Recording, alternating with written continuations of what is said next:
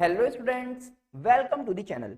तो बेटा, जैसा कि आप सभी को पता है कि हमने आपके लिए एक रिवीजन सीरीज स्टार्ट की हुई है जिसमें हम प्रिपरेशन कर रहे हैं अपने 12th बोर्ड एग्जाम्स की, और साथ साथ हमारी प्रिपरेशन हो रही है बीकॉम एंट्रेंस की भी।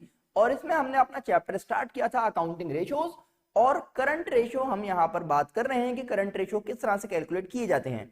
कुछ क्वेश्चन हमने डिस्कस कर लिए थे, कुछ और क्वेश्चन करंट रेशियो से रिलेटेड आज हम आपके सामने लेकर आ गए हैं। एक एक करके उनको डिस्कस करते हैं और फिर चलेंगे क्विक रेशियो की तरफ। तो यहां पर बात करते हैं कि क्वेश्चन है कि करंट रेशियो 2.5 है, वर्किंग कैपिटल 1,50,000 का है, करंट एसेट्स और करंट लायबिलिटी बताइए कितने कितने होने चाहिए। तो आप क्या करेंगे, सबसे पहले जिस चीज का क्वेश्चन है वो फॉर्मूला आपको पता हो, तो करंट रेशियो होता है भाई CA/CL। ये वैल्यू कितनी दे रखी है भाई 2.5, बराबर हो जाएगा CA/CL के। हमें चाहिए करंट एसेट्स, तो ये हो जाएगा, ये यहां पर जाके मल्टीप्लाई हो जाएगा, तो 2.5 CL। ये एक आपने यहां से इक्वेशन निकाली कि 2.5 CL जो है वो बराबर है CA के, या CA जो है वो बराबर है 2.5 CL के। अब क्या करना है भाई, अब हम देखते हैं यहां पर वर्किंग कैपिटल गिवन है, तो वर्किंग कैपिटल का फॉर्मूला आपने पढ़ा था CA-CL। इसका मतलब वर्किंग कैपिटल है 1,50,000 का, और ये बराबर होगा CA-CL के। तो अगर आप देखें कि हमारे पास जो CA है उसकी वैल्यू है 2.5 CL, तो इसका मतलब 2.5 CL माइनस CL, ये आ जाएगा 1.5 CL, और यहां पर है 1.5 लाख। तो हम ये कह सकते हैं कि करंट लायबिलिटी जो है वो हो जाएंगी 1.5 लाख अपॉन 1.5, ठीक है ना। और हमें चाहिए भाई CL की वैल्यू, तो CL हो जाएगा आपका 1 लाख का। दो चीज आपको निकालनी थी कि बताइए CA कितना है और CL कितना है। तो आपको पता लग चुका है कि CL जो है वो 1 लाख का है, और इसको यहां पर अगर आप पुट कर दें यहां पर, तो आप कह सकते हैं कि CA हो जाएगा 2.5 इंटू दिस, यानी कि 2.5 लाख का। तो ये आपने यहां पर दोनों ही वैल्यूज को कैलकुलेट कर लिया है, CA भी हमें मिल गया और CL भी हमें मिल गया। ये था हमारा एक क्वेश्चन। आइए नेक्स्ट क्वेश्चन देखते हैं। देखिए नेक्स्ट क्वेश्चन आपकी स्क्रीन पर आ रहा है, कहा जा रहा है a company had current assets of 4,50,000। तो ये बता रहे हैं कि करंट एसेट्स हमारे पास हैं 4,50,000 के, और बताया जा रहा है कि करंट लायबिलिटी जो है उनकी वैल्यू है 2 लाख। फिर क्या कह रहे हैं, देखिए afterwards it purchased goods for 30,000 on credit. Goods खरीदे 30,000 के उधार में। तो हम जानते हैं कि जब हम गुड्स खरीदेंगे तो हमारे पास स्टॉक आ जाएगा, और उधार में लिए हैं तो क्रेडिटर्स भी आ जाएंगे, और क्रेडिटर्स क्या है, लायबिलिटी, ठीक है ना। फिर क्या होगा भाई, कह रहे हैं कैलकुलेट कीजिए current ratio after the purchase. Purchase करने के बाद का करंट रेशियो क्या है वो बताना है। समझ रहे हैं, देखिए करंट रेशियो का फॉर्मूला आप जानते हैं CA/CL।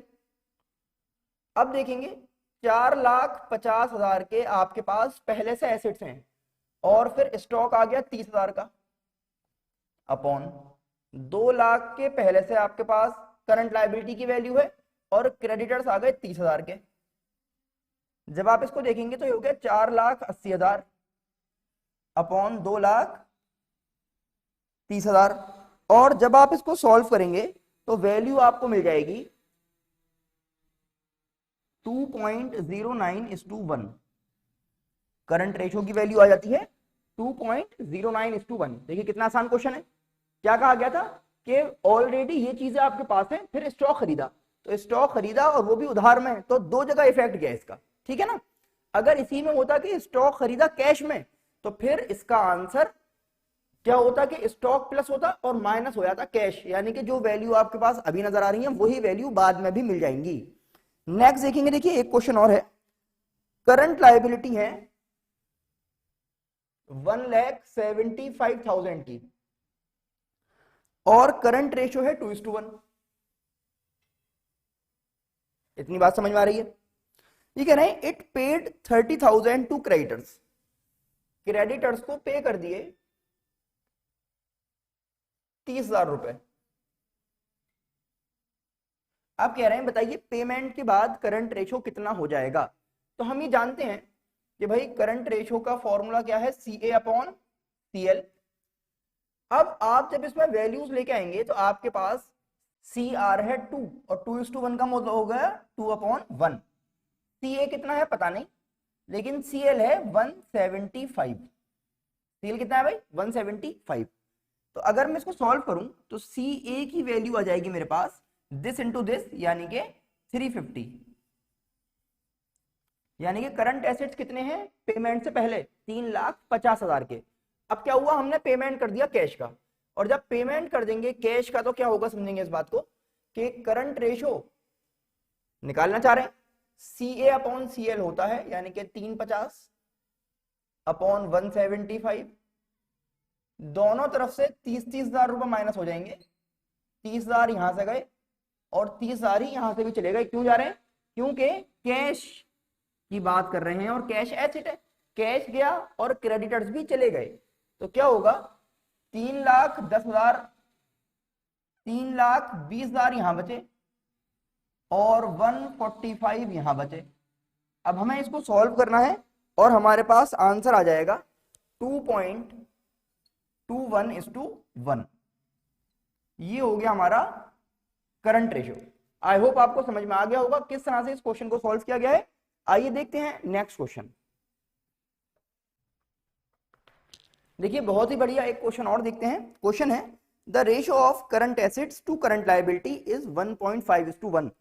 सी ए और सी एल का जो रेशियो है यानी कि करंट रेशियो वो 1.5:1 है, जिसमें करंट एसेट्स जो है आपके पास वो 3 लाख के गिवन है, करंट लायबिलिटी की वैल्यू है 2 लाख।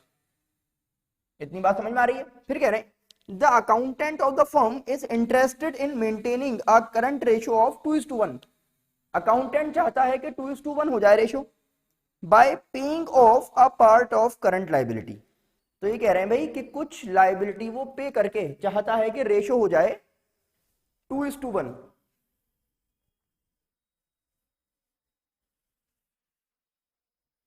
इस टाइम कितना है 1.5:1, चाहता क्या है 2:1। कैसा चाहता है, कुछ लायबिलिटी पे कर दें तो कम हो जाए, तो इसका मतलब कितनी लायबिलिटी पे करनी है वो पता लगाना है। तो लायबिलिटी की बात कर रहे हैं क्वेश्चन में, तो हम कहेंगे let the amount of liability paid is equal to X. कितनी पे कर रहे हैं वो नहीं पता ना, तो उसको क्या मान लिया हमने एक्स, बस अब सॉल्व हो जाएगा। देखिए कैसे होगा, क्या करना है आपको 2 बनाना है, 2 करंट रेशो को, और करंट रेशो क्या है सी ए अपॉन सी एल। सी ए है 3 लाख और सी एल है 2 लाख का, और कैसे बनाना है कुछ लायबिलिटी को पे करके। हम जानते हैं जब लायबिलिटी पे होगी तो कैश जाएगा और लायबिलिटी भी जाएगी, और क्योंकि कैश एसेट है तो एसेट्स में से जा रहा है और लायबिलिटी तो करंट लायबिलिटी में से जाएगी, ठीक है ना। तो इसको सॉल्व करेंगे, ये यहां पर आ जाएगा 4 लाख माइनस 2x बराबर हो जाएगा 3 लाख माइनस एक्स के। अब क्या होगा, नंबर एक तरफ और एक्स वाली वैल्यूज एक तरफ, तो 4 में से 3 गया 1 और ये हो जाएगा आपका x। तो x आ गया 1 लाख। इसका मतलब अगर हम 1 लाख रुपए की लायबिलिटी पे कर देते हैं तो रेशो क्या बन जाएगा 2:1। आइए वेरीफाई करते हैं, वेरीफाई कर रहे हैं। सी ए अपॉन सी एल करना है करंट रेशो बनाने के लिए। सी ए कितना है 3 लाख का, 1 लाख की लायबिलिटी चली गई, 2 लाख बचे। सी एल है 2 लाख का, 1 लाख रुपए की लायबिलिटी चली गई तो 1 लाख बचे। ये आगे देखिए 2:1। इसका मतलब हमने जो ये वैल्यू निकाली है वो बिल्कुल ठीक आई है। समझ पा रहे हैं, तो ये था हमारा आंसर।